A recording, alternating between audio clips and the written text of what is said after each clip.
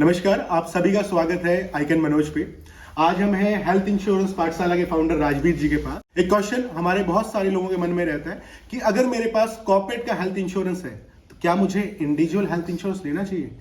चलिए जानते हैं आज राजवीर जी से इसके बारे में।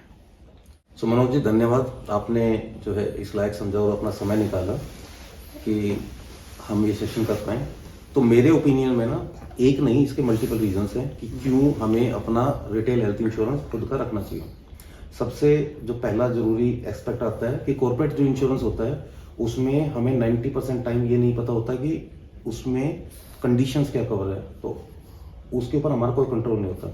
इसके ऊपर एक डिटेल डिस्कशन है, इट विल टेक टाइम, तो हम आगे कभी रिकॉर्ड कर लेंगे कि how they make the insurance, that is tailor made insurance. और उसमें एचआर का बंदा और इंश्योरेंस का बंदा बैठ के उसको बना रहे होते हैं, एंड हर चीज की कॉस्टिंग होती है, रूम रेंट की अलग होती है, मैटरनिटी की अलग होती है। जब भी, क्योंकि कॉर्पोरेट के पास ना एक पर्टिकुलर बजट होता है, तो उनको इंश्योरेंस के बंदे को उस बजट के अंदर फिट करना होता है, और उस बजट को फिट करने के चक्कर में ना उनको काफी चीजें रिमूव करनी पड़ती हैं।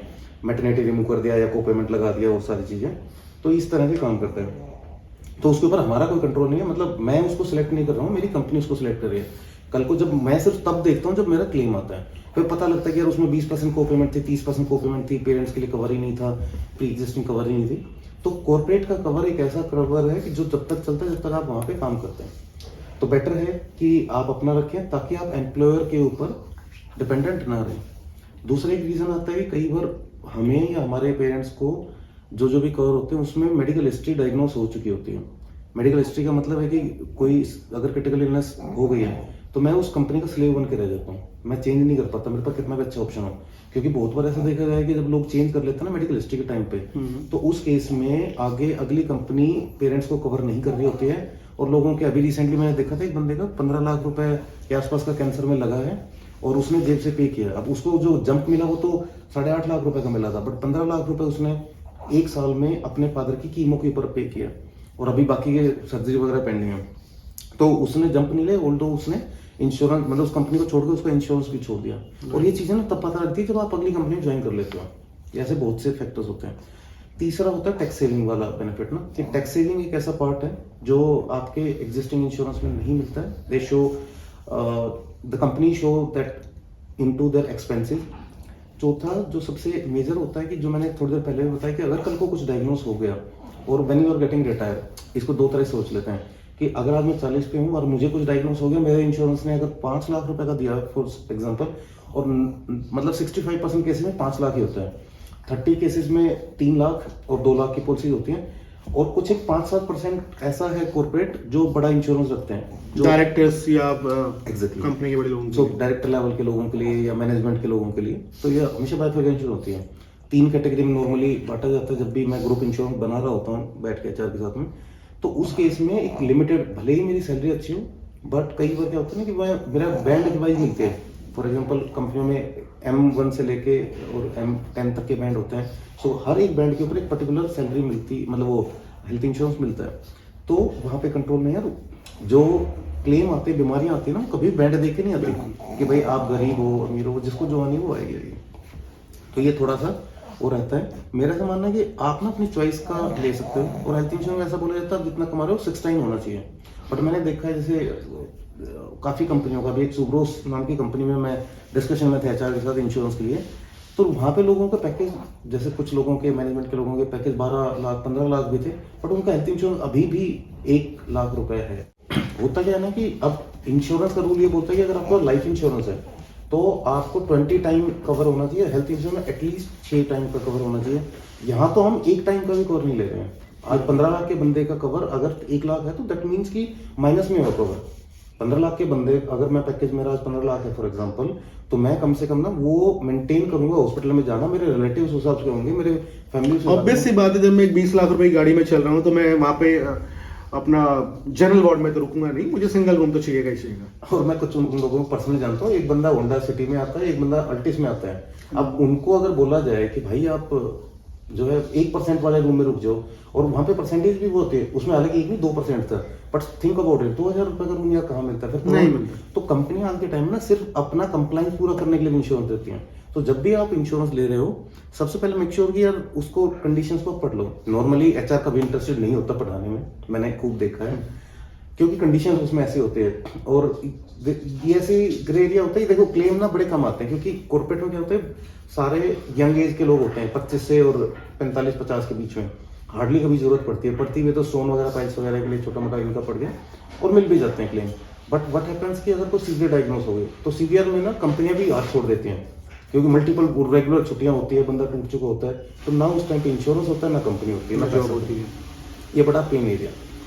तो अभी रिसेंटली मैंने गुड़गांव में किसी रेफरेंस के थ्रू मुझे बुलाया गया था, मैं वहाँ पे बैठ के उनकी मेडिकल हिस्ट्री एनालाइज कर रहा था और कस्टमर से मैंने पूछा जाने से पहले, क्योंकि मैं नॉर्मली जब भी निकलता हूँ मैं पूछता हूँ कोई मेडिकल हिस्ट्री तो नहीं है।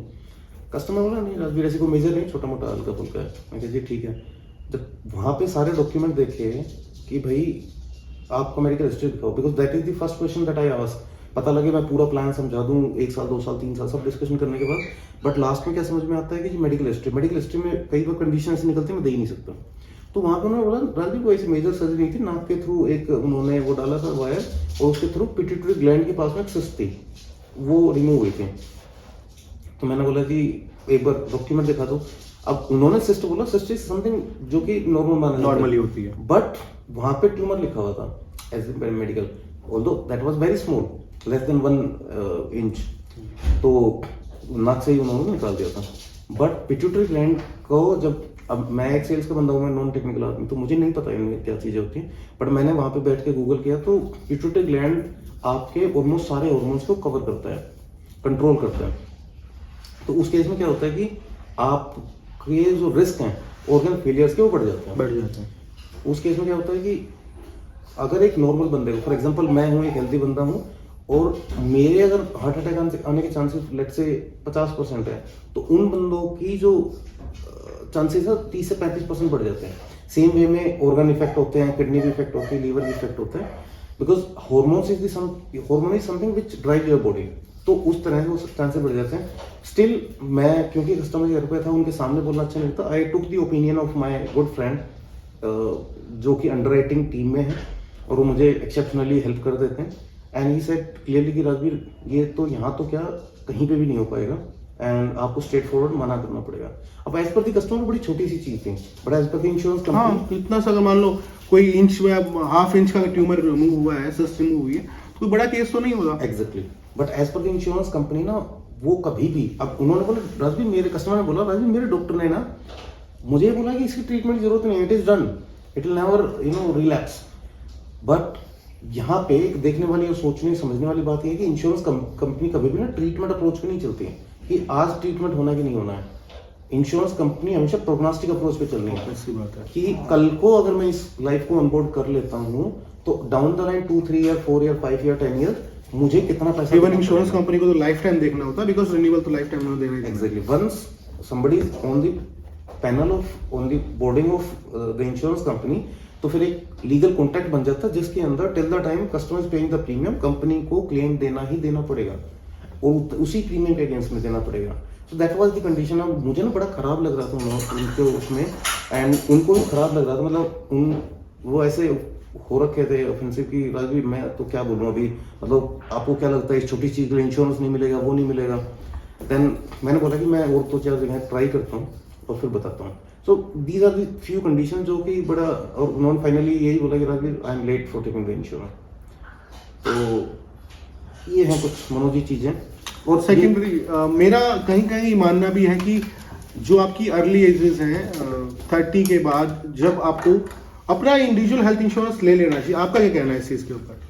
देखिए मनोज जी, मेरा ऐसा मानना है कि इंश्योरेंस जो आज के टाइम में जिस हिसाब से इंडिया के हेल्थ केयर में एक्सपेंसेस बढ़ रहे हैं, उसके हिसाब से हर एक बंदा इंश्योर होना चाहिए जिसकी भी पेइंग कैपेसिटी है या नहीं है। अगर पेइंग कैपेसिटी नहीं है तो उस केस में आपको अपने सारे डॉक्यूमेंट आयुष्मान वगैरह के कंप्लीट रखने चाहिए। अगर आपकी पेइंग कैपेसिटी है और अगर आप अफोर्ड कर सकते हो तो उस केस में आपको जैसा मर्जी छोटा मोटा 2 लाख 3 लाख 5 लाख का जितनी आपकी अफोर्डेबिलिटी में इंश्योरेंस जरूर रखना चाहिए। क्योंकि होता क्या है कि जब आज हम खुद उस क्रंच में होते हैं कि पैसा आज के टाइम में मैं मैंने बैंक में काम किया है, मैंने बहुत से अकाउंट्स को ऑडिट किया है और मैंने देखा कि लोगों के इवन जो अच्छा कमा रहे होते हैं, इवन जो बंदा 15 लाख का भी पैकेज लेके बैठा है ना, उसके अकाउंट में लिक्विडिटी नहीं होती है। वो मिनिमम बैलेंस मेंटेन कर रहे होते हैं 10,000, 12,000, 15,000। थिंक अबाउट इट कि कल को अगर ऐसा कोई बड़ा एक्सपेंस आ गया और हम रोज देखते हैं कि वो घर बेच के आए थे, मेडिसिटी के अंदर उन्होंने 22 लाख रुपए लगा दिए और फिर भी बच्चा नहीं बचा, इस तरह के बड़े केसेस हैं।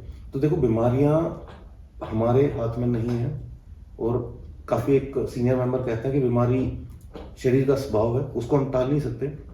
तो फिर भी हमेशा अपने परिवार को कवर करके रखना चाहिए। सबसे पहली जिम्मेदारी बनती है माँ बाप की, जब तक बच्चे माइनर हैं आप उनको कवर दें।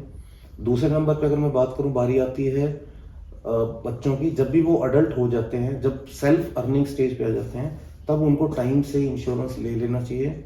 इंश्योरेंस में मेरा यहाँ पे कहना ये है कि ना सिर्फ हेल्थ बल्कि टर्म प्लान भी लेना चाहिए, क्योंकि अर्ली एजेस में, क्योंकि उसमें प्रीमियम कम होता है। अर्ली एजेस में टर्म प्लान का सबसे बड़ा बेनिफिट ये होता है कि आज एक बंदा अगर कोई 20-22 पे टर्म प्लान ले लेगा, अगर उसकी एलिजिबिलिटी 1 करोड़ है, प्रीमियम हार्डली 10-12 हजार पे होगा। लेकिन वही अगर 5 साल के बाद लेगा तो वही प्रीमियम लाइफ लॉन्ग के लिए उसका एंड सेकेंडरी, क्योंकि आजकल अर्ली 30 में 35 के अंदर भी लोगों को काफी सारी ऐसी disease, heart attack, brain stroke वगैरह हो रहे हैं। तो जो बॉडी के टेस्ट, क्योंकि टर्म इंश्योरेंस ऐसे तो होता नहीं है, पूरे बॉडी के होल टेस्ट होते हैं, उसके बाद इंश्योर होता है, तो अर्ली एजेस में मिलने के चांसेस ज्यादा है, ना कि 35 से 40 की एज में। बिल्कुल ठीक बात मनोज जी। तो इसमें ना मैं अभी हेल्थ इंश्योरेंस पार्ट पे आ रहा था, तो हेल्थ इंश्योरेंस में लोगों को ये मानना है कि यार अभी तो मैं हेल्थी हूँ, अभी क्या लूंगा। यही सबसे बड़ी दिक्कत है हमारे हिंदुस्तान की। तो आपके हिसाब से कौन सी एज है जब, या कौन सा वक्त है जिस टाइम पे आदमी को अपने लाइफ इंश्योरेंस, हेल्थ इंश्योरेंस या टर्म इंश्योरेंस ले लेना चाहिए? सो हेल्थ इंश्योरेंस ना ठीक जब ले लेना चाहिए, जब आपको लगता हो कि यार आप बीमार होने वाले हो, उसके 1 महीने पहले ले लो।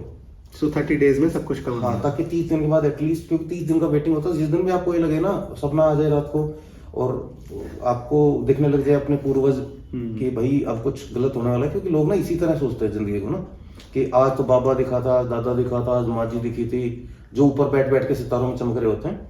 बोला जी अब इंश्योरेंस ले लो, अब वो दिख गया, अब 1 महीने में बीमारी आने वाली है।